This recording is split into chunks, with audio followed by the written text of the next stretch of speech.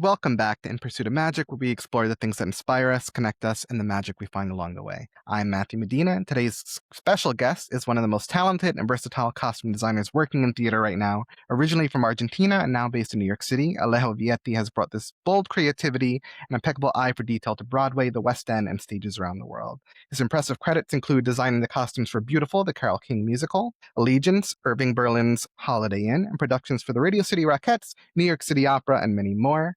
But today we're especially excited to talk about his award-winning work on the hilarious, larger-than-life musical parody Titanic. Alejo's dazzling, over-the-top costumes helped turn this wild mashup of the Titanic movie and Celine Dion's music into a cult favorite sensation. His work on the show earned him the Lucille Lortel Award for Outstanding Costume Design, and the production is now making waves on Broadway at the St. James Theater, which was just extended through September. Alejo, welcome to the podcast. I'm so excited to talk about your career. Hey, Matthew, how are you? I'm super psyched to be here with you. So thank you for the invitation. Of course. Seeing the show, it's so impressive in so many ways. And the costumes are not only so beautiful, but manage to capture both the time period, but also the fantastical nature of the parody of Titanic. But before we get into that, I just want to ask about what were your first inspirations that got you into costume design? Because it's such a time consuming and very detail oriented work, and it's clear that you love what you're doing. Well, thank you. It's such a loaded question, but I think I've been into costume design since I'm a kid. That's for sure. I do remember being very young and doing little sketches of like dresses on paper. But I do, it's not I'm going to be analyzing myself here, but I do remember as well, like doing all these little sketches and then like tossing them in the garbage, breaking them down in like a million pieces. So I think I was kind of like self-censoring myself because I thought like that would be a hobby and not a career or a way to make a life. Fast forward to, many years later in Argentina where I grew up, I went to law school for like 4.5 years. And then my father asked me one evening if I was happy. I say no. He asked me, what do you like to do? I say design. So he told me like, well, just quit and enroll yourself in design school.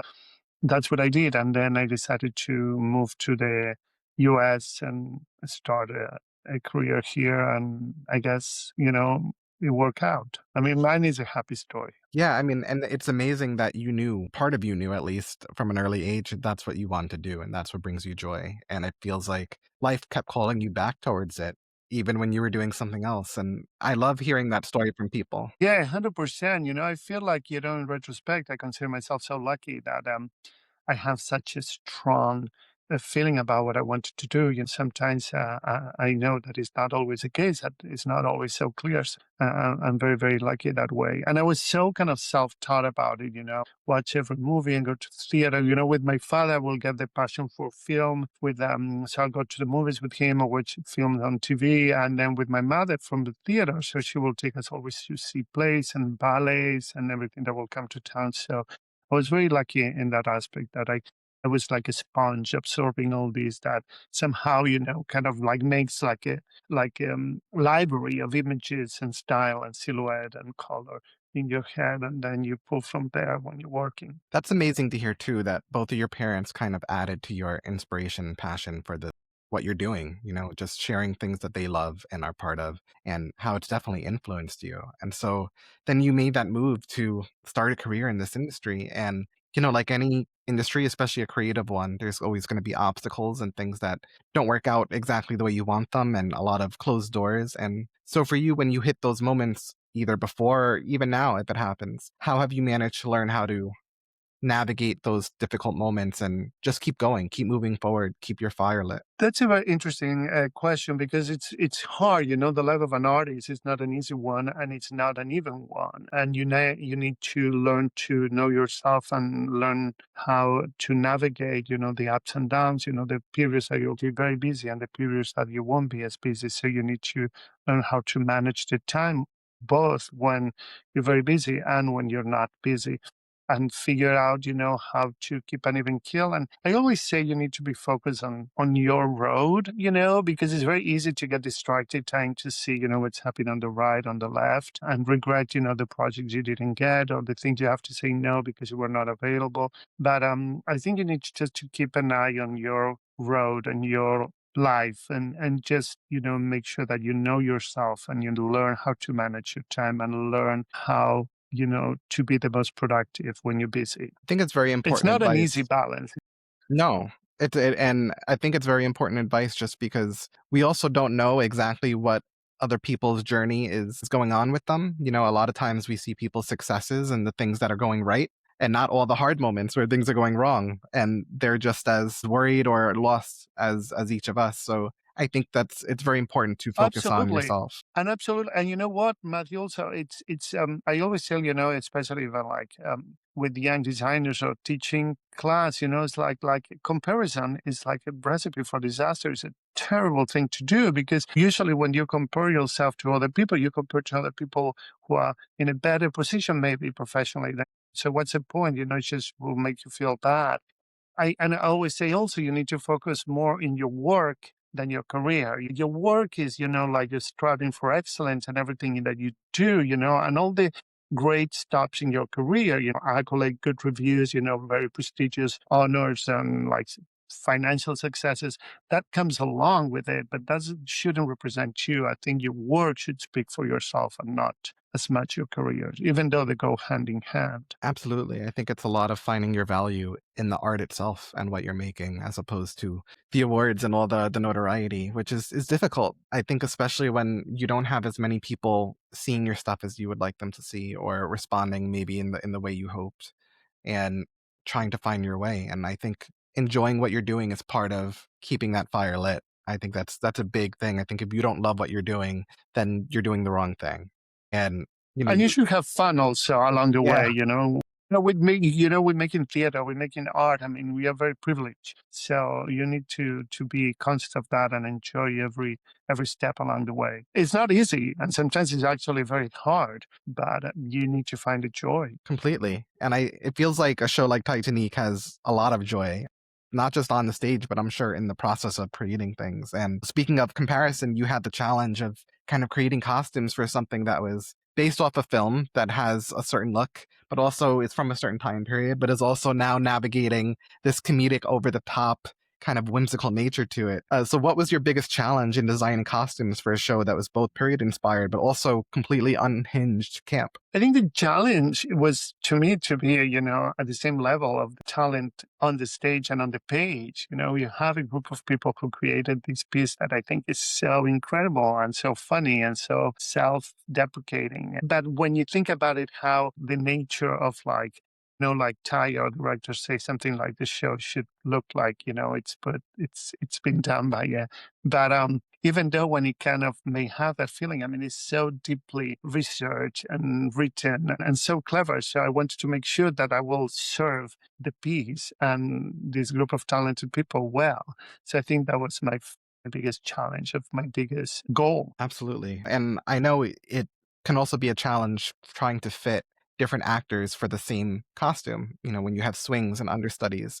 Chris Yeah. Marshall was actually just very complimentary about how great you are with changing the costumes just enough for each different person's body and how it fits on them and how it moves on stage. And so what has that process been for you in terms of figuring out how to make slight changes for depending on the actor? Well, as long as I'm involved, it's not always the case. And I always tried, let me start just saying that usually when I do a fitting, I don't try to impose anything on an actor. I try to collaborate with you. At the end of the day, what you bring in is going to be worn by someone else. So you have to make sure that, it will match with what they're doing and that they feel comfortable. So, one of the many things you have to do is learn to read the room, and right away when you put something on a performer if they like it, if they feel comfortable, if they're fidgety, what I mean, like if that it's something's wrong. So you try to get feedback from them, and build it together. And you need to be very conscious of like,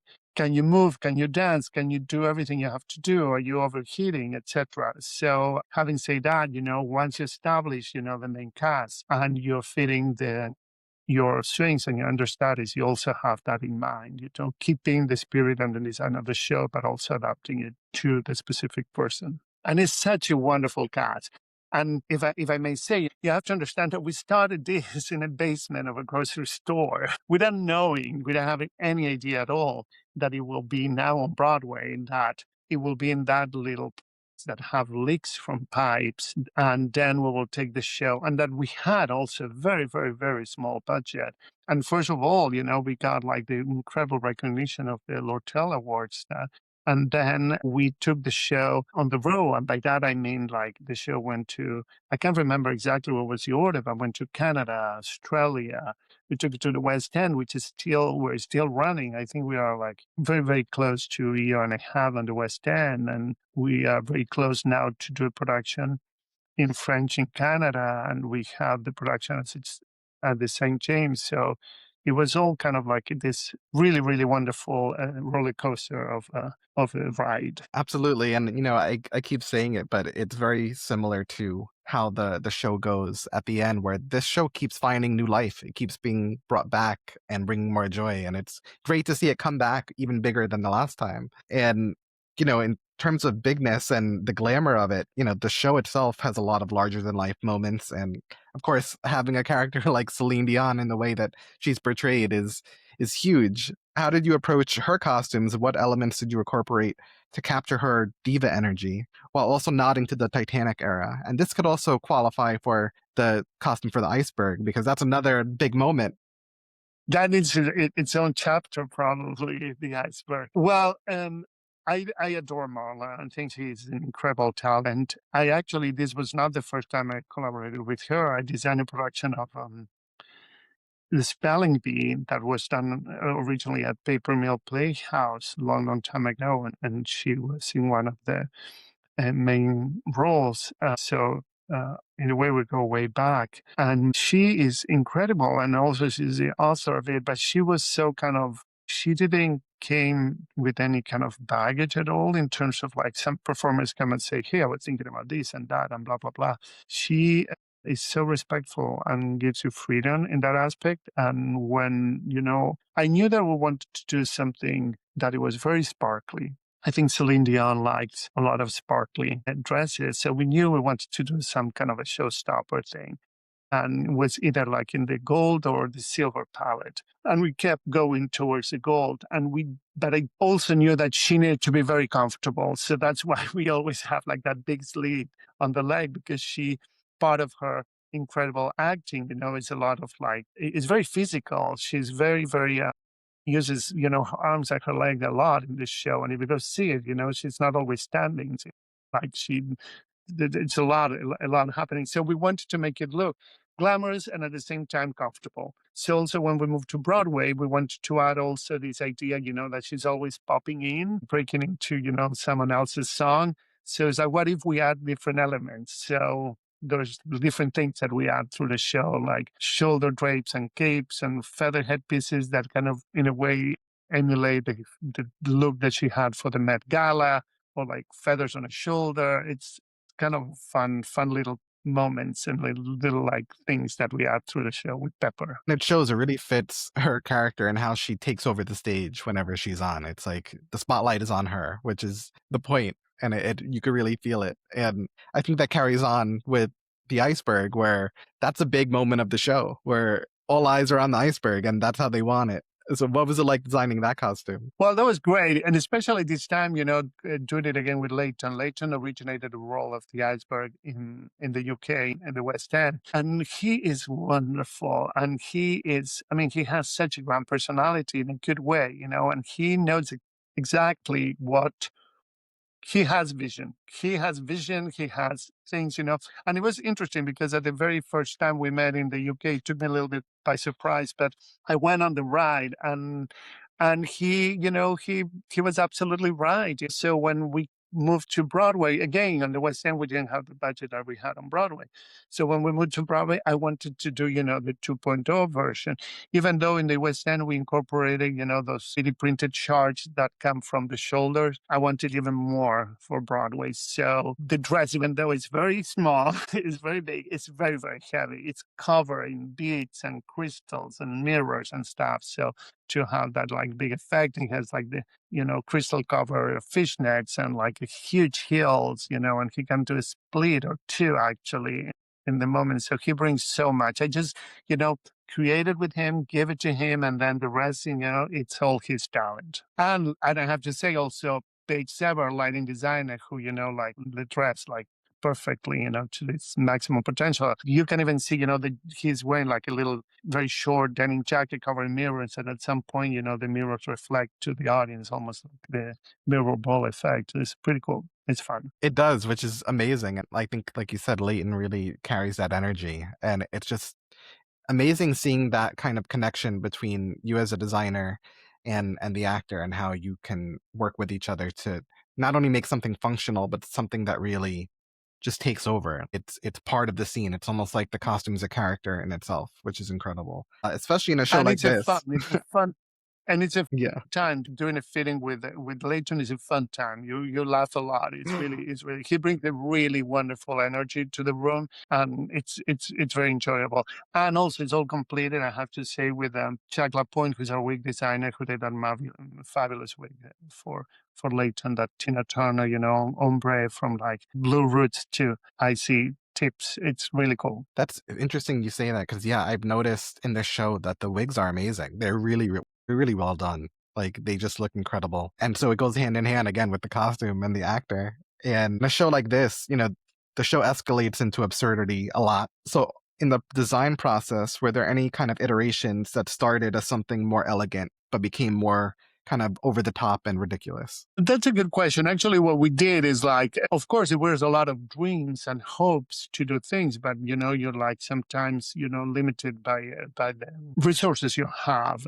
So for Broadway, what we did is like we all wanted to somehow elevate and make more ridiculous that whole Beauty and the Beast moment. So we did try to do that, and the good thing about it is like the whole thing is so kind of ridiculous that you bring on ideas and for example, for whatever reason, when Frankie Grande plays in that moment, we decided that he will be Cogsworth, which is like the character in the movie that is a giant clock.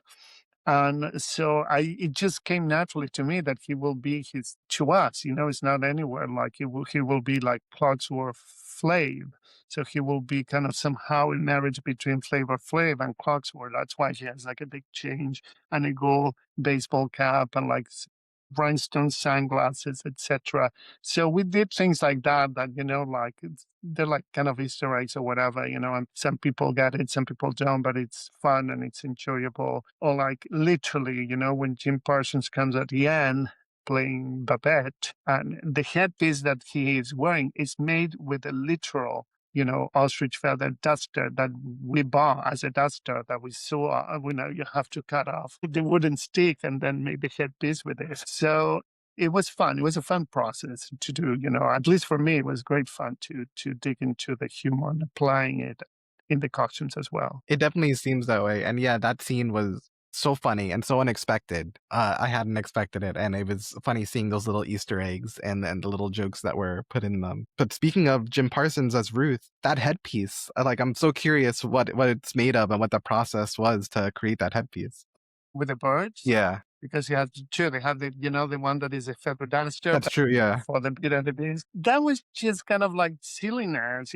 Like in the period, it was very much women will wear, a lot of like egret feathers and birds of paradise feathers, etc. So like, why don't put birds? So the birds used to be smaller of Broadway and the West End, etc. But I thought like, well, it's a St. James, it's Broadway, like, go big or go home. So this time now, the birds are bigger. They have a nest. They have pink eggs that match, some of his costume. And also, here's a good Easter egg.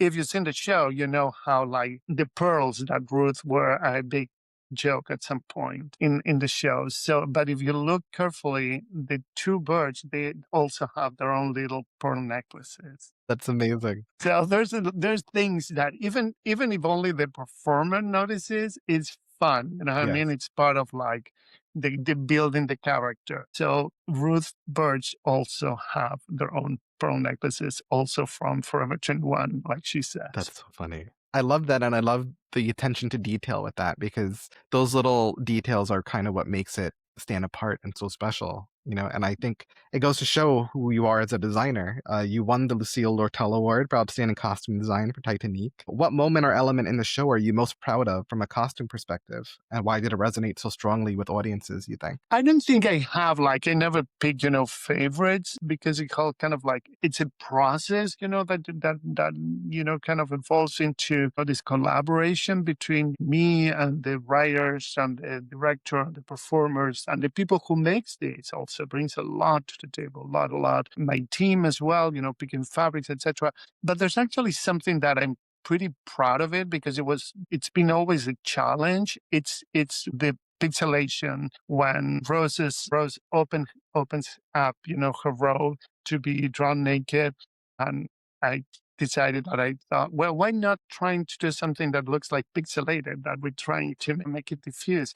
So figuring that out was a little bit of a journey for us, but I think it's myself that is very funny, and especially Melissa Barrera, brilliant actress, who's new to the production. She went full on with this costume. When usually I think in the past or in all the productions, when they open the robe, they just keep the belt tie so it just opens.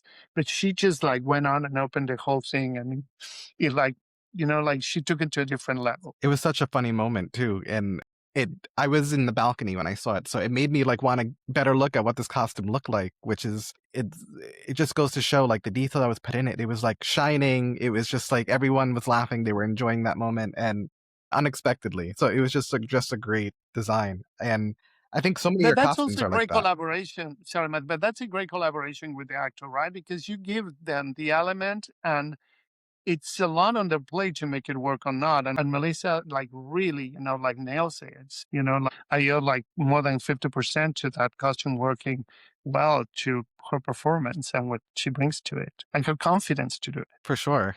And I think, like you said, collaboration is such a big part of this process. And you were talking a lot about making it comfortable, but also logistical for the needs of the show. So in that process, you had to make sure that the costume supported the fast pace, like high energy of the show and still make it cohesive. What was that process like in terms of like moving Durable. around? Yes, durable too, because 8 shows a week, it's a lot. That's another exactly. That's another thing that when we create costumes, we have to have in mind. What I mean, like on top of everything that they have to do on stage and fit the character and the movement and the story, etc., they need to, be able to stand for 8 shows a week for a long period of time. So it's completely different than building a costume for like the camera for film or for TV. Like on stage, you have durability is a very important factor. Completely. There's so much that goes on in the show too. I'm just thinking all the moving around and the running and the jumping and the dancing. So it takes a lot. And one of the pieces I was also very curious about was the door that Melissa has to wear on her back. The door actually it's full, it's a prop. The door is a prop. So I didn't have to do with it. I mean, I was involved only, like in figuring out like helping or giving my 2 cents about the straps because Rose's dress has beading on it and you didn't want to, the straps to address it. But like the door has been always been there and has been more of a prop. Like the only thing that was me was that water poncho, that silly water poncho with waves that Jack wears while he's drowning. That's super silly. What was it like designing that? Because, yeah, it was like meant to be silly and absurd. Well, Ty had the idea. He's like, "Oh, I think you should wear something that is watery, etc."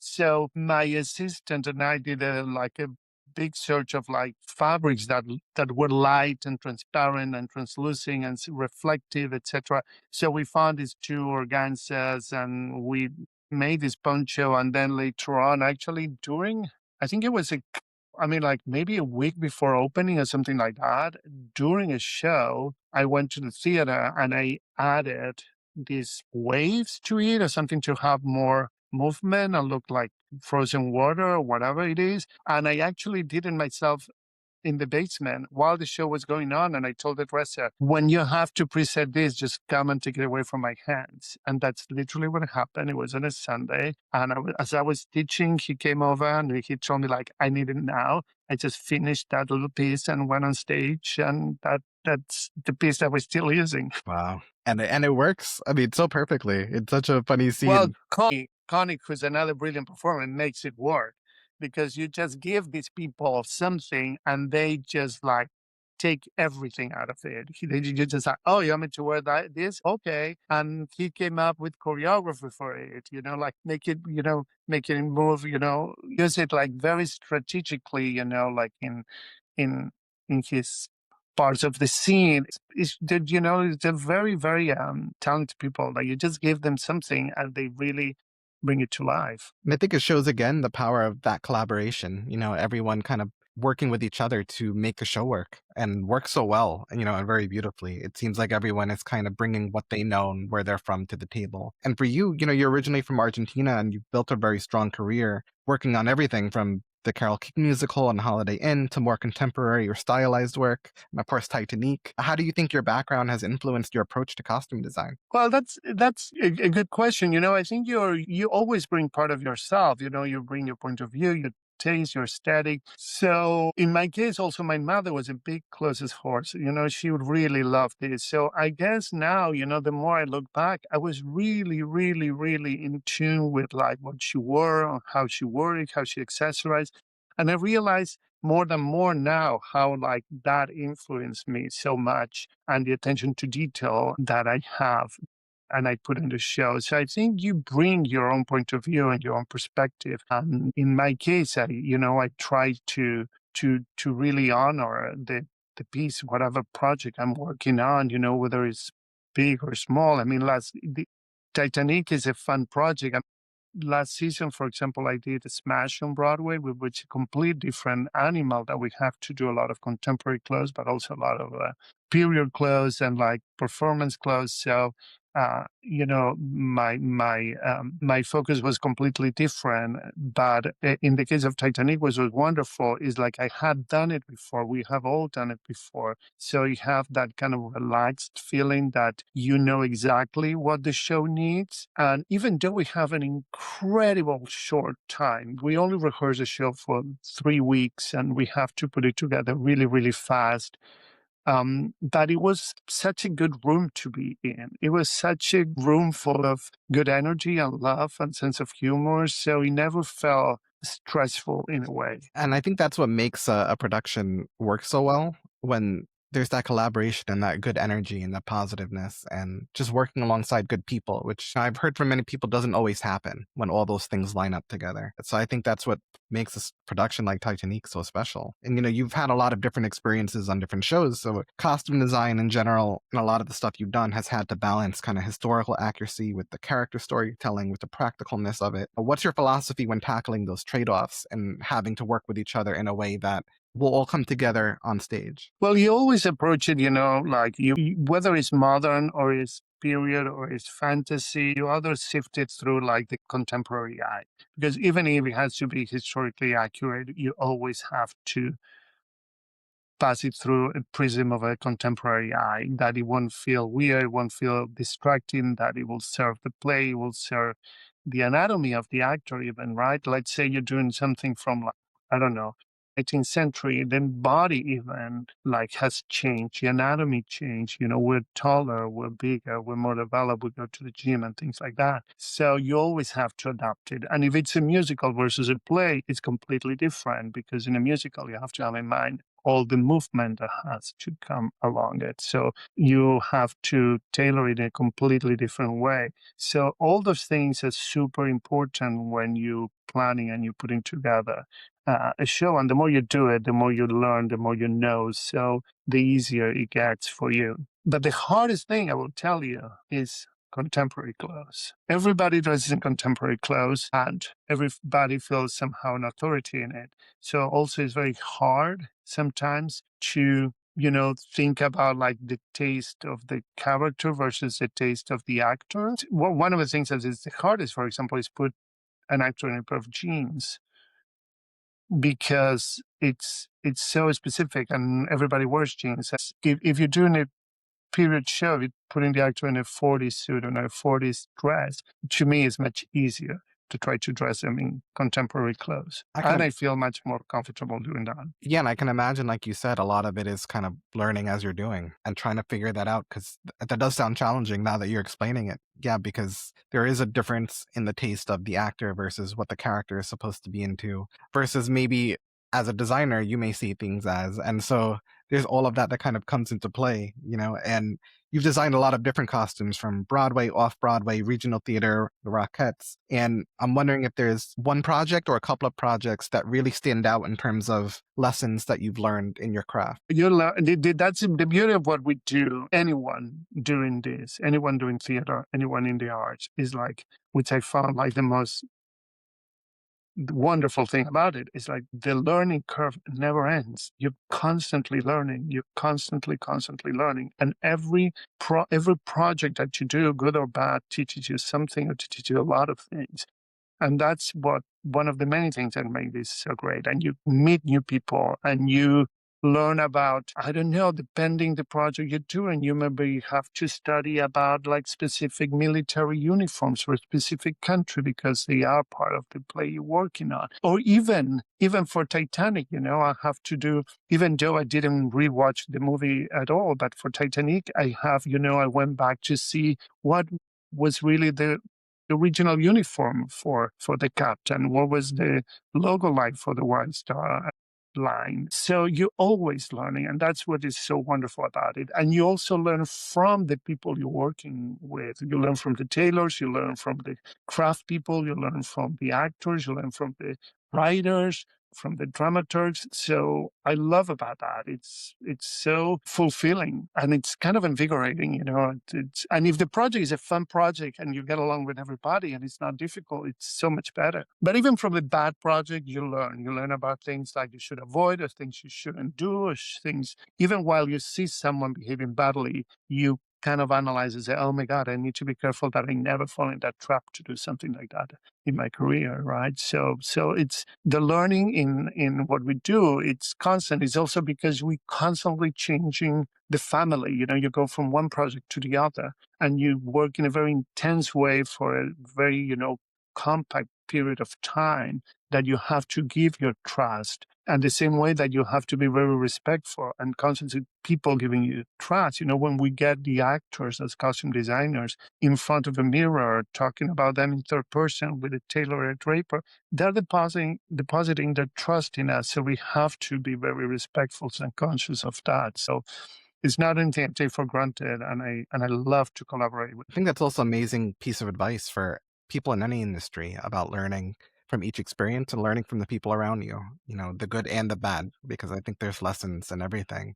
And it makes me wonder what other advice you would give to people who may be listening that want to break into the costume industry and developing a distinctive voice, especially when working on very stylized projects. Well, first of all, to pursue their dreams, it's very, I mean, like as anyone, in the arts that, that could be listening to our chat knows, career in the arts is not easy, especially in theater, and requires a lot of dedication and a lot of commitment and a lot of strength. But also, no path is the same, which is fabulous about it. So my advice would be, to continue to dream, to focus on it, that keep, as I say, like your eyes on the prize and your eyes on the road. And, as some, when I teach, I give like 3 advices to the students. I always tell them, pick your battles and make them as few as possible. I tell them like to learn to listen, which is something that seems simple, but it requires attention, like to be really listening and not to build invisible walls and be defensive, try not to be confrontational. And lastly, I'd say always like polish your social skills. In this industry, you're always gonna be dealing with like all kinds of personalities, and you really know how to navigate that. And you need to know how to navigate working under pressure, under deadlines, under requirements, and different personalities, sometimes difficult personalities. So you just need to read the room and learn how to communicate. I think it's very important, both the communication, the community, and kind of just learning from each experience and pursuing what you want to do. I think you said it earlier about the joy that it brings you. And I think that's what makes it so important and makes better work at the end of the day. All the details that you put into your costumes, we talked about some of the little hidden Easter eggs. Are there any other exaggerated elements or Easter eggs in the costumes for Titanic that are there? Oh, I don't know. There's so many like funny. Well, I don't know. There's these silly things in the show. You know, the moment like Rose is coming to say, with the robe, you want to paint it me, with the chapeau. The chapeau is actually this little tricon that I made, and if you look carefully, it has like a sardine in it. It has a silver sardine. There's a lot of silly things like that in the show. Oh, that's so funny. From the tight-fitting khakis that Connie wears to, the sardine on a hat or like the medals, the silly medals that like Frankie has in his jacket. It's all part of the show, and I just, put them together and they're kind of dead pieces of fabric on a hanger, but when the actors put it on, they bring them to life, they make it their own, and they're part of the storytelling. I love it, and it makes me wanna see the show again so I could pay attention to all those little elements because I'm gonna have fun going through them. And, my last 2 questions are, where do you find magic in the world, whether it's in your work or outside of it, and how do you hope to create magic for others? Okay. Oh, wow. So where do I find magic? I find magic, I think, constantly, when I think you find magic when you stop and smell the roses, in act of kindness, in just the magic of like nature and humanity and what people can bring, when they're together, I'm a firm believer on the good nature of people. So I think that when good people, get together, they can make magic. I also believe in the magic of a theater. And I think that I love it when the magic of the theater, whether it is in a black box for 40 people or a big Broadway house, bring that unique sensation that you have as an audience member that transports you, that changes your life, that make you think about it, that make you be part of it. That I feel like it's part of like the magic that we make as like contributing a little bit as artists in this business. Yeah, I think there's a beauty in that, and it goes to show that I think you described a lot of what you're doing. I think you're a magic maker in everything that you do and we see on stage and the work you put in and the passion you put into it. So thank you for sharing your magic. Thank you for being on. It's been a pleasure getting to know you a bit more. And I can't wait to see more of your work again and look at all those little details because a lot of love went into it. Here's an Easter egg. Look what I'm wearing. I'm wearing the heart I of the love it. ocean. This was given to me by Melissa Barrera, who I adore. So Oh, I'm like wearing with so much love and pride. I love it. I was gonna say I had noticed earlier and I was like, I wonder if that's from one of the other productions. So beautiful. I love No, it. no, this is brand new. Oh my God. Well, that's amazing. And I normally end the episode by telling everyone out there listening to go out and do some magic. But I would love for you to do the honors. Just say your name and you could say to everyone listening, go out there and do some magic. My name is Alejo Vietti, and I encourage you, if you're listening to this, to go out there and make your match. You heard them. And go see Titanic through September. Bye, everybody.